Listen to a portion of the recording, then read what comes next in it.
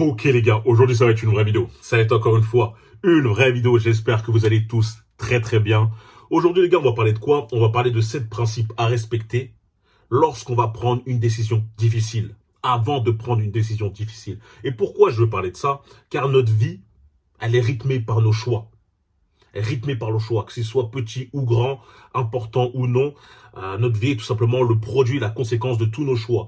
Et justement, savoir respecter certains principes lorsqu'on va prendre une décision qui est très difficile, qui a de l'ampleur. Je te parle pas d'une décision de ouais, est-ce que je dois prendre le McFlurry, est-ce que je dois prendre un petit, un Biggie. Non, je te parle de décision par rapport à ta vie. Est-ce que je dois continuer ce job? Est-ce que plutôt je dois changer pour quelque chose que j'aime? Est-ce que je dois acheter ma maison? Et que ce soit des choses qui ont concrètement une grosse valeur, une grosse importance. C'est pas le resto où tu vas manger. Si vous suivez, entre guillemets, ces conseils, vous pourrez, je vais pas vous dire que vous allez faire forcément le meilleur choix, mais en tout cas, vous pourrez faire ce choix sans avoir de regrets. Et c'est le plus important, ok? Donc voilà, on va commencer la vidéo, on va pas perdre de temps. Avant tout, vous connaissez la routine. N'oubliez pas de liker, de vous abonner, de partager, de rejoindre la meute et moi sur Patreon, la meute.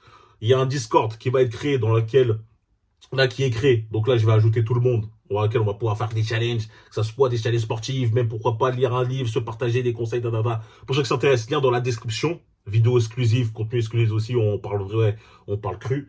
Et de me rejoindre sur Instagram, Brian Poforine. Mais tout ça, je le répéterai à la fin, le gars. Ok, je ne veux pas perdre de temps. J'ai noté les 7 principes ici, comme ça, si vous me voyez, voilà, vous connaissez. Comme ça, je suis sûr aussi de rien oublier. Et on commence. La première chose, le premier principe, c'est toujours penser long terme. Et ça, c'est la faiblesse de beaucoup de personnes. Lorsqu'on parle de gratification instantanée, c'est quoi? C'est en fait, on préfère tout simplement privilégier l'instant présent.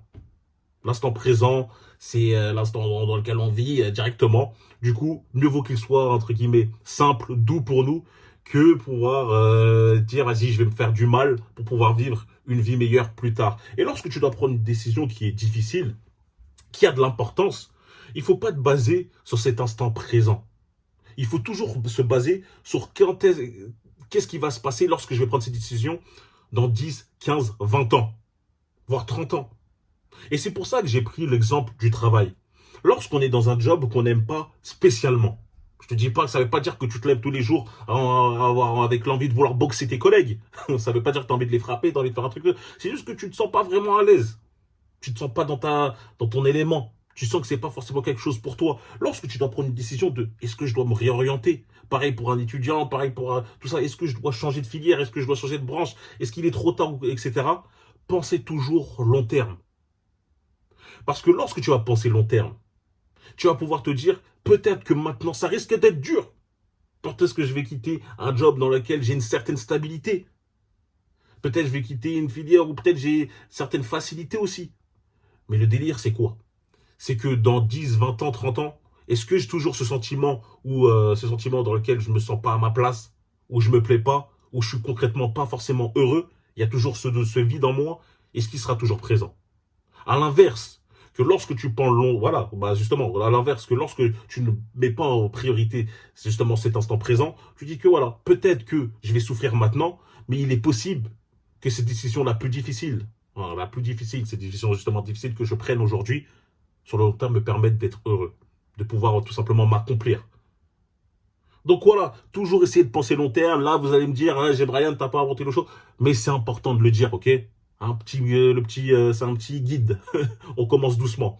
La deuxième chose, savoir anticiper le pire. Pourquoi anticiper le pire? Les gars, on n'est pas tous sûrs de réussir. Ce serait faux. Je ne vais pas vous mentir. Il y a bien des gens qui sont obligés d'échouer. Et ben, il y a forcément une chose que je dois te dire. Échouer ne veut pas dire que c'est terminé aussi. Échouer, ça ne veut pas dire ouais, exit, fin de mission, on retourne, on abandonne, on retourne à la base. Non, on va forcément échouer. Et parfois, cet échec va nous permettre de pouvoir rebondir pour réussir encore mieux la prochaine fois. Ok? Mais quand je dis savoir anticiper le pire, c'est parce qu'il ne faut pas se lancer tête baissée. Il y a des mecs qui pensent à rien. Ils courent. Non, tu vois, après, ils s'étonnent. Ah, mais je savais pas que c'est ça. Toujours anticiper le pire. Par exemple, lorsque tu gagnes beaucoup d'argent. Lorsque tu commences à gagner bien ta vie, on va pas abuser, il faut toujours anticiper le pire, c'est-à-dire toujours mettre un peu d'argent de côté. C'est de la logique. Parce que les moments difficiles, comme je vous l'ai déjà dit et répété maintes et maintes fois, ils arrivent. Que tu le veuilles ou non, ils vont arriver. Que tu sois super bien maintenant. Ouais, mais je suis sûr que non, c'est pas possible, là, je suis trop bien. Ça va venir. On ne peut pas être heureux indéfiniment et les galères arrivent. C'est comme ça. La vie est un cercle. Donc, lorsque vous êtes bien, il ne faut pas faire comme vous connaissez la fable, je crois, c'est la cigale, la fourmi, etc. Il ne faut pas commencer à danser, à penser comme si c'était terminé et tout. Non, prépare, on ne sait jamais ce qui peut arriver. Donc voilà, anticipez toujours le pire. Est-ce que si je quitte ce job, j'ai assez, et que ça marche pas, etc., est-ce que j'ai assez de fonds pour pouvoir survivre pendant tel mois et pouvoir retrouver quelque chose de stable, etc. Pensez toujours comme ça. Lorsque vous gagnez pas mal d'argent, voilà, essayez de mettre toujours à côté, car on ne sait jamais si un coup dur arrive, si par exemple j'ai beaucoup de factures, si j'ai un gros paiement qui arrive. Anticipez toujours le pire, toujours prévoir un scénario, un troisième scénario, un 2, 3, 4 scénarios. Moi personnellement, j'en prépare au moins toujours 2. Parce que moi, c'est mentalité 50 Cent, réussir ou mourir, vous connaissez le film, mais quelque part, il faut toujours au moins prévoir un deuxième scénario, et on arrive forcément au troisième point, qui est avoir un plan B. Pourquoi avoir un plan B? Parce que c'est toujours stylé, hein, je vais vous dire la vérité, c'est toujours stylé de lire des phrases de... ouais, j'avais vu une phrase de Arnold Schwarzenegger qui disait « Moi, j'ai pas de plan B. Moi, c'était le plan A, c'était terminé. » Frérot, c'est beau, t'as envie de dire « Ouais, c'est lourd. Moi aussi, j'ai pas de plan B, c'est le plan A. » Et comme je vous l'ai dit, quelque part, c'est un peu, ça me motive aussi. Soit je réussis, soit je meurs. Mais c'est pas comme ça, la vie. C'est pas comme ça. Il faut quand même toujours avoir le petit plan B au cas où. C'est comme savoir anticiper le pire. Donc voilà, si ça ne marche pas, comment je peux retomber? Comment je peux me réadapter pour revenir à quelque chose? Et ce plan B ne veut pas dire que tu abandonnes le plan A. Hein. Ça ne veut pas dire que c'est fini. Ce plan B va juste te permettre de te remettre d'un plomb et pourquoi pas revenir après, réessayer. Ok? Ça, voilà, le deuxième principe, le troisième principe, ils sont un peu liés, donc... voilà, je ne vais pas trop m'attarder dessus. La quatrième chose qui est pour moi ultra importante, les frérots, mais vraiment ultra importante, croire son feeling. Croire son feeling. Croire ses intestins. Les gars, on sent tous quelque chose en nous quand ça va réussir ou pas. On a tous ce flair. Ah là là, je sens que c'est fait pour moi. Je sens que si je me donne les moyens, si je me mets à fond, si je fais le travail nécessaire, etc., je peux réussir. Je le sais, je le sens. J'ai ce feeling, c'est pour ça que je dis ça, j'ai le feeling. Feeling, pour ceux qui ne savent pas, ils ne sont pas trop anglophones, c'est le sentiment que ça peut marcher. Et des fois, il faut quand même faire confiance à cet instinct. Oh, le mot, il est sorti tout seul. C'est l'instinct. Vous voyez que vous allez plus vous plaire quelque part. Vous voyez que si vous achetez ci, j'ai le feeling que ouais, je pourrais le revendre et tout. Commencez pas à me faire des feelings bizarres.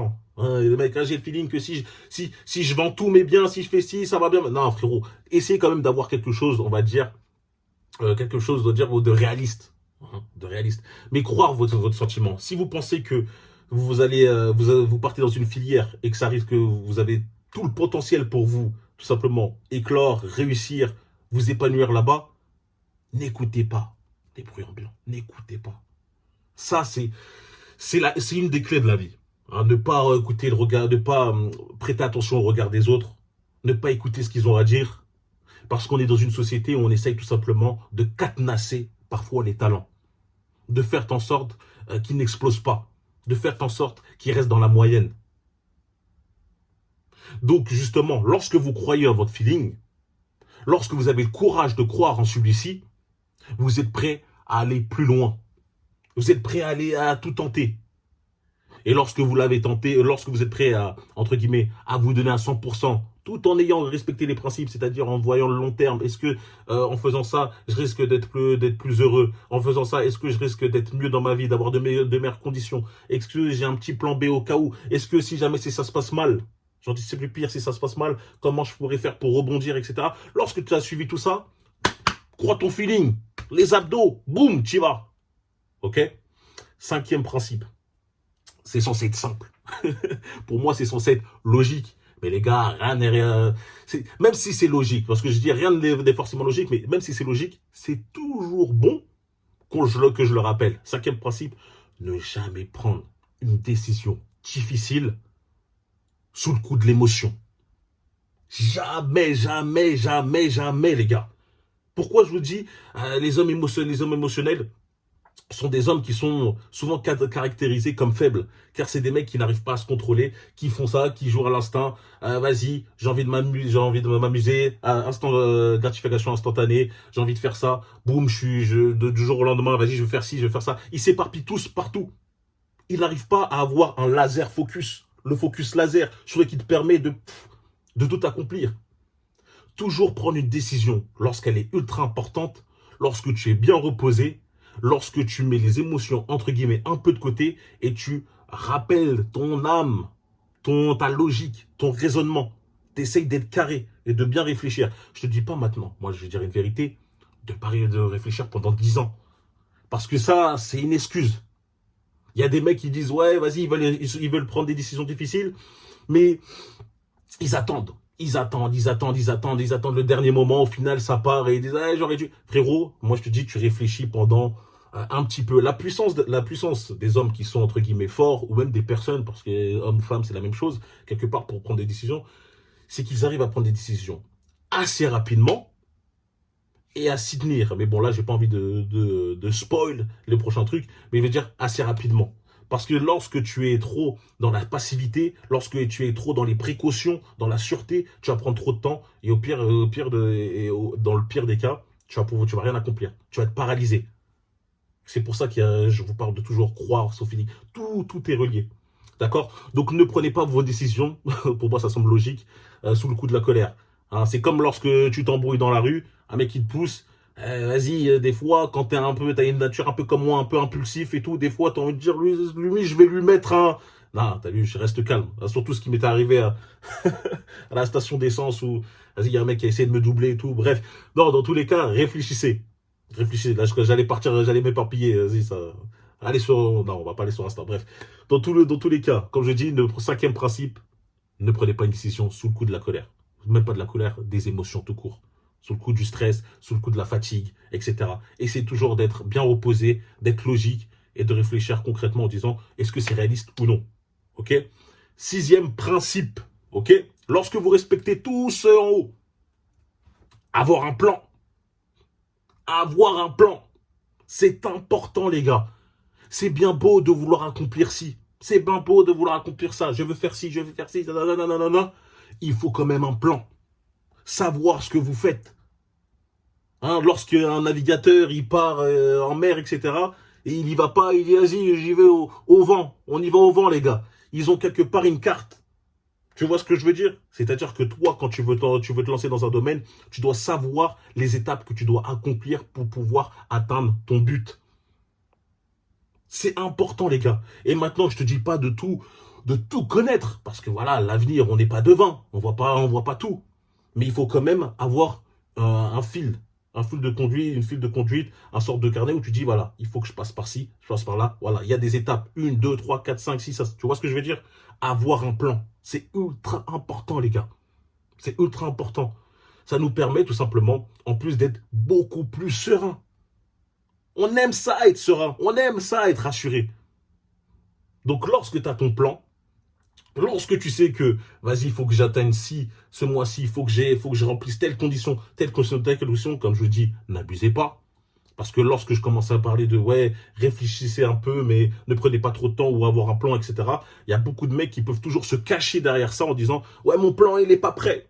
Mon plan, il n'est pas prêt, ou non, attends, je réfléchis encore. Ne prenez pas trop de temps. Parce que la vie passe, les gars. La vie passe. Là, regardez, on est en décembre 2022. 2023 arrive. Qu'est-ce que tu as fait cette année? Est-ce que tu t'es amélioré? Est-ce que tu t'es accompli? Est-ce que tu as monté de gamme? Ou est-ce que tu es resté le même? Est-ce que tu te sens heureux? Ou est-ce que tu penses que tu peux tout simplement encore viser quelque chose de plus haut? Les gars, réfléchissez bien. Donc bref, sixième chose, avoir un plan. D'accord? On ne réussit rien sans être préparé. Comme à la guerre. Tu vois, on va pas envahir, je sais pas quoi, l'art de la guerre, il faut un plan. Super important. Et maintenant, septième et dernière chose, les gars, comme je vous dis, lorsqu'on connaît tous ces principes, restez sur cette décision. C'est la seule chose que je peux vous dire, mais restez sur cette décision. Arrêtez de faire la girouette. Attends, je fais ci, je fais ça, je fais tout mon plan, mais finalement, il y a une petite galère qui arrive, donc vas-y, je change tout, je repars parti, je repars là-bas, je repars par-ci. Les gars, restez solides sur vos appuis. Maintenant que vous avez choisi de faire ça, maintenant que vous avez entre guillemets, regardé tous les principes que j'ai fait en haut, que je vous ai tout simplement tous les conseils que je vous ai cités en haut, c'est sûr que vous avez fait le bon choix. En tout cas pour vous. Un choix dans lequel vous n'aurez pas de remords. Donc dès lors qu'il y aura des obstacles, dès lors qu'il y aura quelques difficultés, n'en profitez pas pour tout simplement tout changer, tout abandonner. Comme je vous l'ai dit, rappelez-vous ce principe. Croyez en vous, croyez en ce feeling. Vous avez anticipé le pire. Vous avez un plan B au cas où. Vous avez des ressources si ça se passe mal. Vous avez choisi cette décision, pas sous le coup de l'émotion, mais en étant serein, bien, logique. Arrêtez de douter, les frérots. Restez sur cette décision et allez jusqu'au bout. D'accord? Et ça, qu'importe votre domaine. Les décisions difficiles, il y en a partout. Ok? Et même quelque part, vas-y, on va parler un peu de ça. On peut même le ramener avec le côté des femmes. Ouais, je suis avec une femme, ouais, je la trouve super fraîche, je la trouve super belle, physiquement elle me plaît, elle est magnifique, mais elle a un sale caractère. Je sais que ça ne matche pas entre nous deux. Je sais qu'elle commence déjà à me saouler. Ça fait 2 semaines on est ensemble, ça commence déjà à me saouler. Les gars, pensez long terme. Pensez long terme. C'est pas le physique qui va faire qu'au final, vous allez toujours tout oublier. Bref, là, j'ai pas envie de tout de suite m'égarer sur ça. Mais pour les décisions difficiles, les héros, restez sur celle-ci. D'accord? Ne tergiversez pas, ne divaguez pas, ne partez pas de gauche à droite. Là, c'est bon. On va jusqu'au bout. Ok? Maintenant, je ne veux pas vous foncer sur le mur. Hein. Lorsque vous commencez à tout investir, vous voyez que vous êtes en perte. Non, vas-y, Brian, il a dit, il faut rester sur cette décision. Il a dit, il faut rester. Ah, je ne change pas. Là, au bout d'un moment, tu as vu, il y a le plan B. Mais généralement, ça, c'est en cas extrême. En cas d'extrême urgence. Ok, les frérots? Donc voilà, j'espère que ces 7 principes-là, avant de prendre une décision, vont vous aider, vous permettre d'être beaucoup plus serein, parce qu'on aime tout simplement être rassuré, avoir ce genre de choses avant de prendre une décision difficile. Moi, on ne me l'avait pas dit, donc voilà, je vous transmets ça. Ça peut toujours aider. En tout cas, j'espère que ça vous aidera. Dites-moi en commentaire si, tout simplement, vous avez apprécié cette vidéo. Le petit commentaire for real pour le référencement. Ça me fait énormément plaisir, ça m'aide, ça me donne beaucoup de force. Dites-moi ce que vous aimeriez aussi voir par la suite. N'oubliez pas de rejoindre la meute et moi sur Patreon, vidéo, contenu exclusif, on parle vrai, on parle cru, Discord spécial de la meute dans laquelle on se rejoint tous, on fait des challenges entre nous, etc. pour la motivation. Mais le Discord est aussi ouvert à tout le monde. Hein, c'est juste un Discord qui est un peu à part, c'est la meute, c'est normal. Et on se retrouve tout simplement très vite. N'oubliez pas de vous abonner, de liker et de partager surtout. De me rejoindre sur Instagram, Brian.forreal pour la motivation. On se retrouve juste très vite les frérots. Allez, peace.